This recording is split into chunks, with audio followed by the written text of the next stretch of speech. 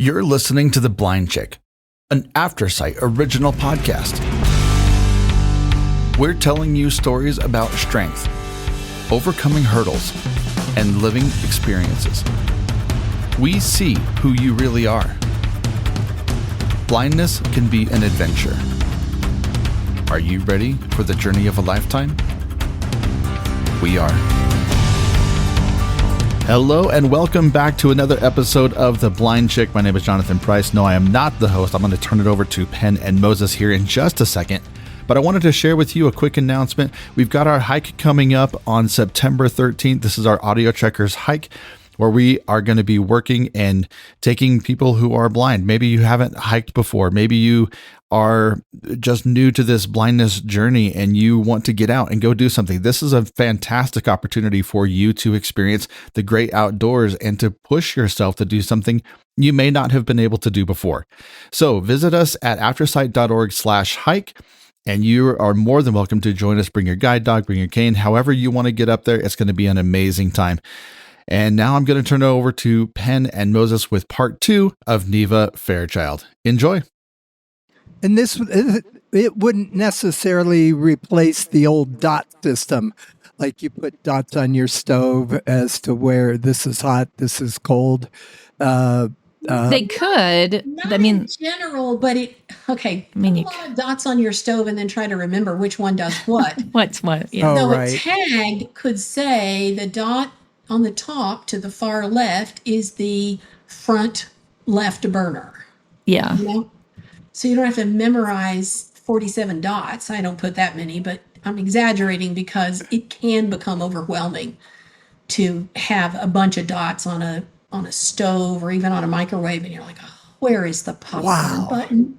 That's all I want. It's the popcorn button. Oh, this is, I mean, Ben and I, just reading what we found on the web, we got really excited. And now hearing you talking about it, I'm getting real excited. And I can hear Penn thinking in her studio that I'm going to get one to put on Moses so I know that it's him. Somebody asked me the other day if my husband had a tag, and I'm like, oh no. Oh no, he talks loud enough. I can find him anywhere. Wow. I'm telling you though that the fact that the tags are private when they're home and office tags is nice, but some people are probably thinking, well, wait, my husband's blind too. Why can't we use the same thing? Well, you can. You just have to log into the same WayAround account. So you're both logged into one account, and then you both can create tags and read all the tags. Oh, that's exciting. So it's as simple as Penn and I share any picture she takes or any picture I take on my phone. It all goes to both of us. Yeah. If you log into the same account on WayAround, it'll do the same thing. Wow. So you can help her by creating tags, Moses, and then she could still read them. But I'd be willing to bet that the tags could prove useful to you, because when the dishwasher goes out, do you know the manufacturer? Okay, you can look at the label. It's, LG. Okay, great. What's the model number? Yeah. What's the serial number? Who was that company we called last time to repair it? And what did they do? And when was it? So is it still under warranty?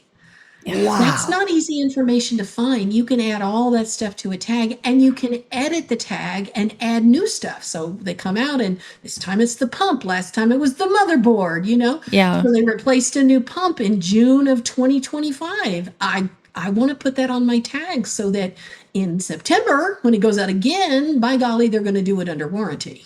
How many is there a character limit for the tag? Okay, Unlimited. That's awesome. The tags are readable 10,000 times according to the manufacturer, but we've been testing and we're up to over 40,000 on one tag.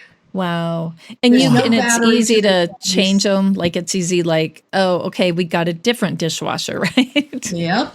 So you could just change the tag. You can just change and reuse the tag. Now, if it's a sticker, you may have to put some tape on top of it, but you don't have to worry about that because it'll read through the tape.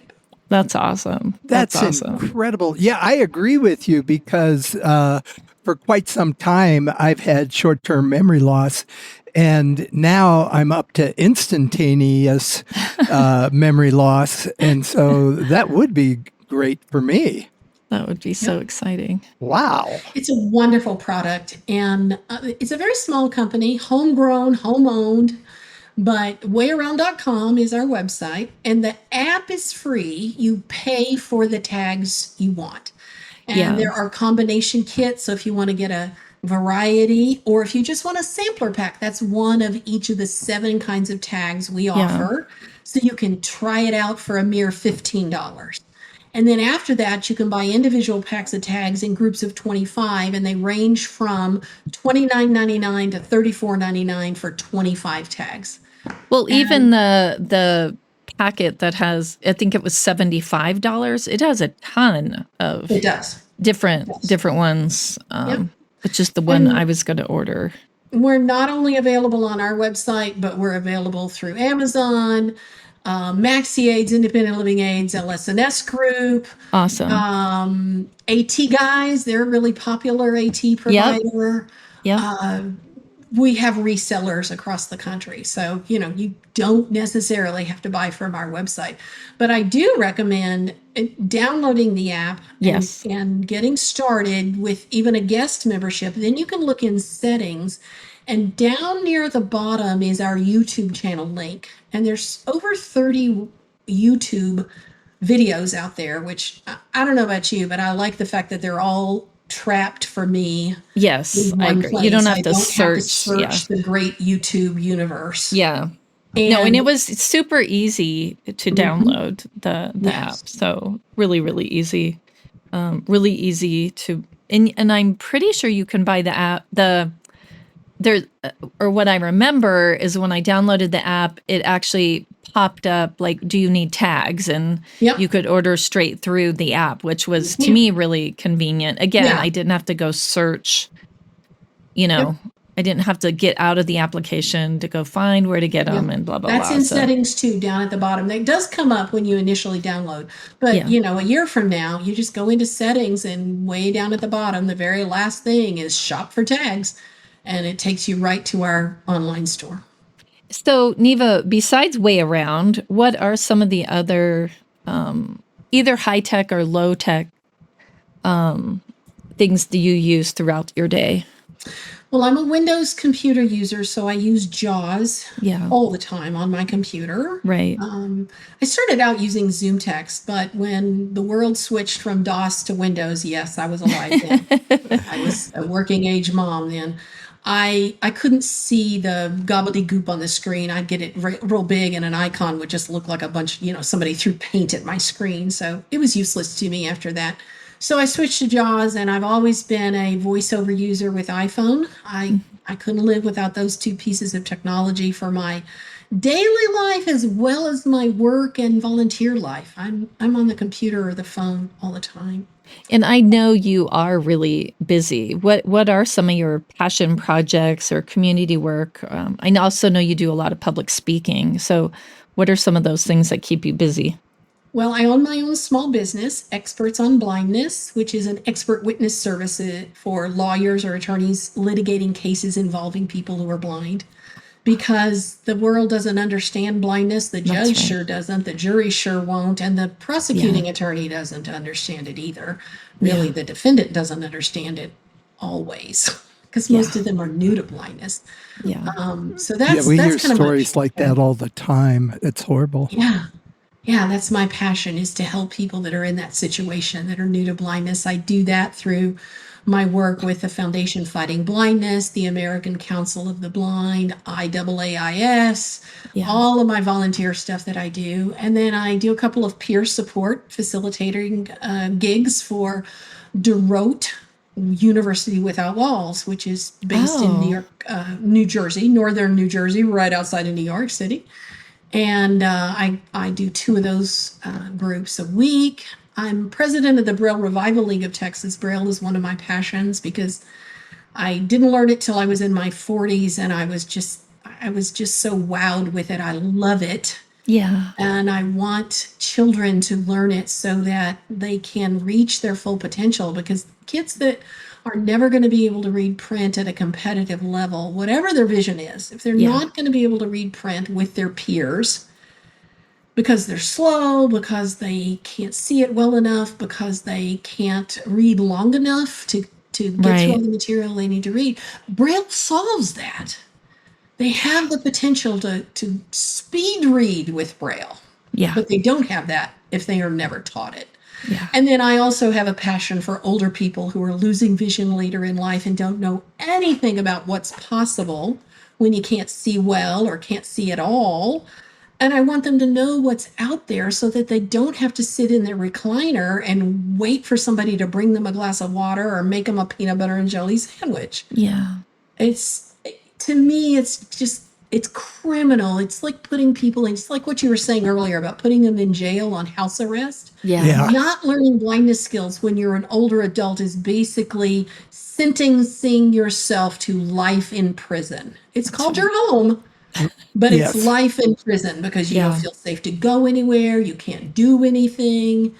And it's not necessary. There's training, there's tools, there's programs of all shapes and sizes for all levels of ability. And that's another one near and dear because in our travels in Scotland, it was noticeable that there were a lot more white cane people out, and it struck us that there are hundreds and hundreds of thousands of blind people, and the visual community doesn't even know that these massive numbers of blind people exist because they're unseen. They're stuck in their homes, and that we need to get out. And the things that you're talking about are giving away out of the house. Yeah. Yeah. The thing about it is, and a lot of people who are losing vision or who have lost vision, even in their middle years or teenage years, are ashamed of being blind. And I am here to tell you that being blind is not a character flaw. No. It's a physical attribute, just like having red hair or big feet or any of those things. It's a physical attribute and it's overcomable. And the fact that you use a long white cane or you use a dog guide or you read Braille isn't shameful. It's liberating. Yeah. Yes. Yes. And people tell me they feel like they're cheating because they can still see some, but if they use their long white cane, they feel like they're cheating. And so I asked them, so can you see the curbs when you're walking if you don't have your long white cane? No, not really. Well, then it's not cheating because you really do need to know when there's a curb down because otherwise you're going to fall on your face. Yeah. And then you need to know when there's a curb up so you don't trip over it and maybe you catch your balance, maybe you don't. Right. And as we get older, falling is so dangerous. Yeah. What do you, because I mean, I was one of those, I did know about the white cane when I was younger and had teachers that taught me orientation and mobility skills. But when I was in middle school, high school, I was just so embarrassed to use the cane. And it really did take kind of this epic moment for me to, and it wasn't me that I put in danger, but it was a group of blind kids that I was responsible for, that I got lost in the woods, and it's because I didn't have my cane. So we obviously ended up okay. But that was sort of my moment, like, what the hell are you doing as a mentor to these blind students? They look up to you and you're embarrassed to use a white cane. And so that, that was my aha moment. But what do you have any words? 'Cause there's so many people, out there that may be listening, all over the world, that they themselves may have just gotten a diagnosis, or maybe they know somebody, or it could be somebody like me who was just, stubborn idiot, as a young person. And I understand what you're saying is blindness is not something to be embarrassed about, but the world treats you as if it is, right? They do. Even loved ones, I still have friends that say, "Oh, I'm with you. You don't need to bring your cane." You know what I mean? And so there is this stigma. So what, and you don't Neva, let them get away with that, right, Penn? I know. No, she does not. Not anymore. But as a young person, I did. As a young person, I did.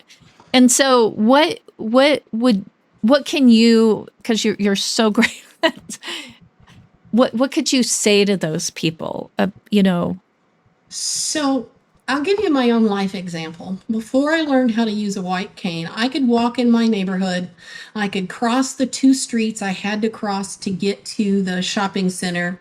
I could do my grocery shopping. Okay. Yeah. I pulled a cart along. I hauled groceries home. It was great. I was looking right down at my feet the whole time, making sure I wasn't about to trip over something or step off of something. And if the lighting conditions weren't just right, that didn't always work.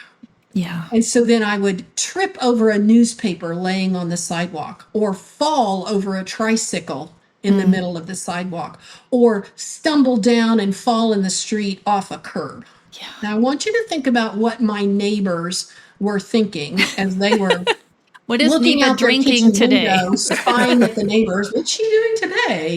Yeah. Or out in their garden pulling weeds. Do you think they thought I couldn't see well? Of course not. They thought I was drunk. Right. That's so true. That's so true. Yeah. Or high. Yeah. Or mentally challenged. Yeah. Okay. And so when I started using a white cane, first of all, I didn't have to worry about those bumps in the sidewalk or stuff on the sidewalk or curbs up and down.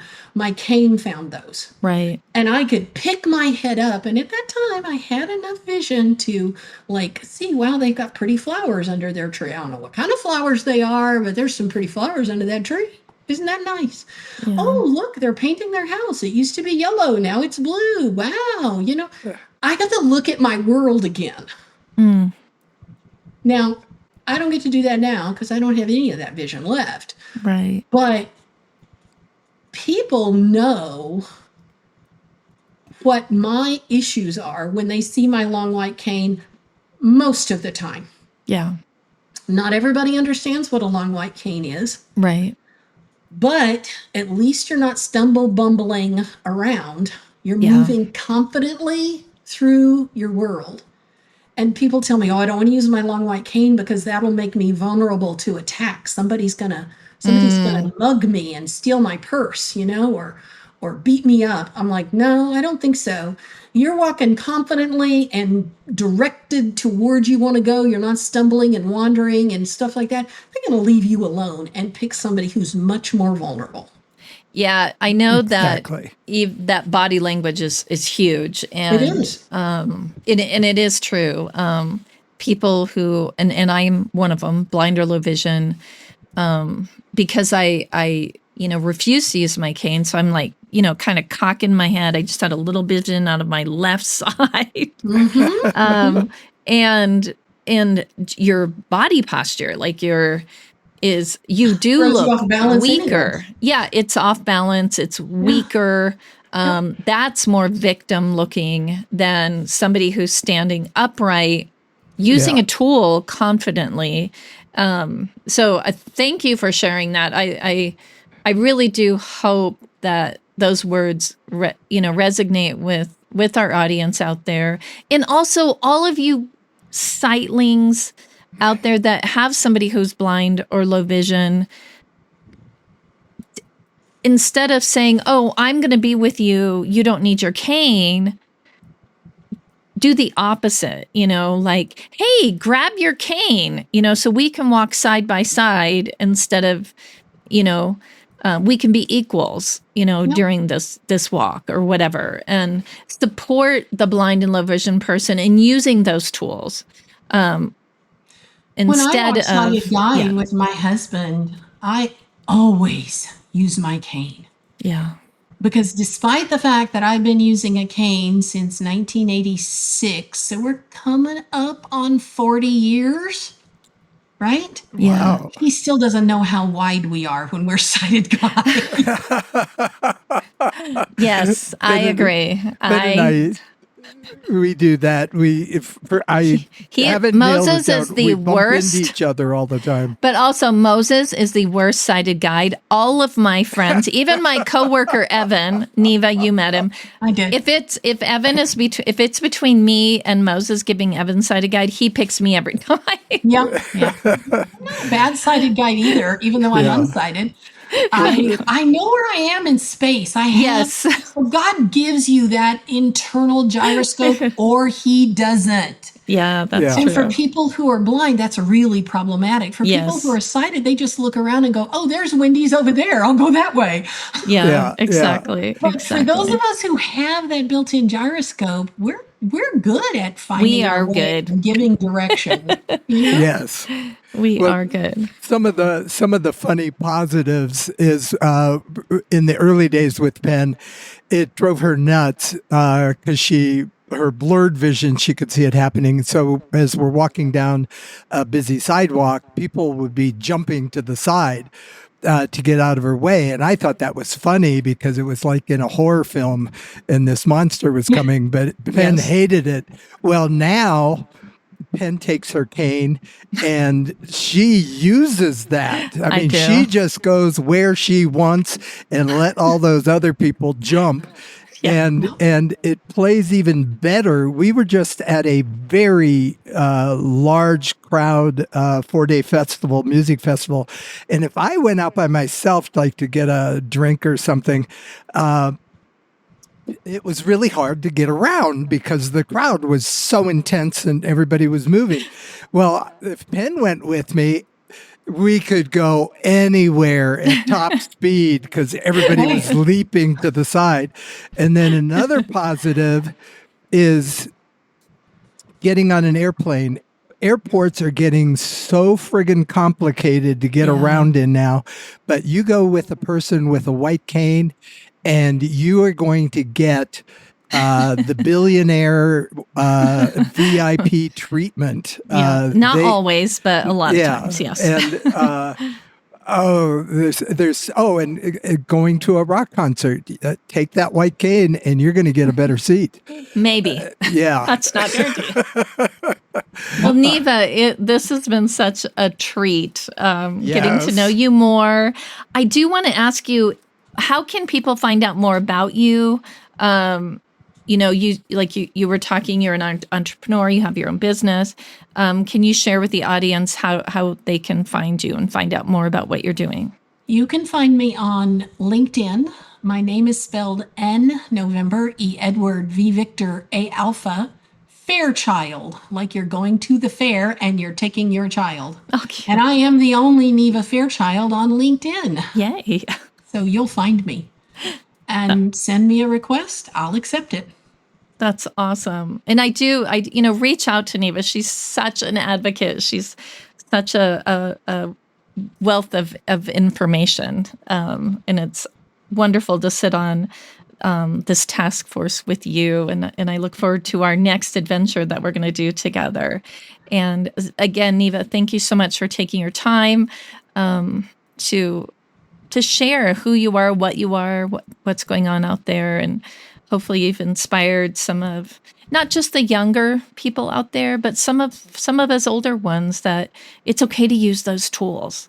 It makes you stronger, not looked at as weaker. So I really appreciate your words. Thank you so much for inviting me to be here. I've had a great time with y'all. Wonderful. Yes, it has been a major treat. And everybody out there, thank you so much for dropping in week after week. We have been winning a few awards, international awards for the podcast, and all of that is because of you. Continue to like the podcast, the Aftersight original podcast. Write us a review. That really, really helps, because once we get better known, that means it's easier for people to find us out there. So we really appreciate it. And we want to hear from you. Yes. Reach out to us. Email us at feedback@aftersight.org, or you can give us a call. We have a feedback call line. It's 720-712-88 856, or just check us out on the web, aftersight.org. You can find out all about our other Aftersight originals, our podcast there, our broadcast, everything about what we're doing. And I definitely want to give a shout out. Our annual hike is coming up September 17th. And you can go to aftersight.org/hike to find out how to register. We do need volunteers. We need sponsors. It's an amazing annual event that we have it is so fun. Yes. So and fun. Regardless if you're an avid hiker, you've been hiking a lot, it's definitely a hike that can push you. But it's also for the novice hikers, or maybe you've never hiked with vision loss before. We are there to give you all the support that you need. You can try out different tools to make it a successful day. So we've had lots of people who've sighted and not sighted that had never hiked before, which is amazing. And this is our fifth one. They had the best time of their life, and you're going to meet a lot of other people with white canes. Connections. Yeah. Connections. Yeah. And you sightlings, you are welcome too. So we really appreciate it. So could I end on a light note? Yes. Or if you is the other one that's really great about the white cane is if I don't recommend it, but if you're the kind of person that likes to go out to the bar for a drink at night, you never ever have to be the designated driver. So Okay, on that note, remember to be kind to yourselves this week and find a way to be kind to somebody else. It's good for your soul.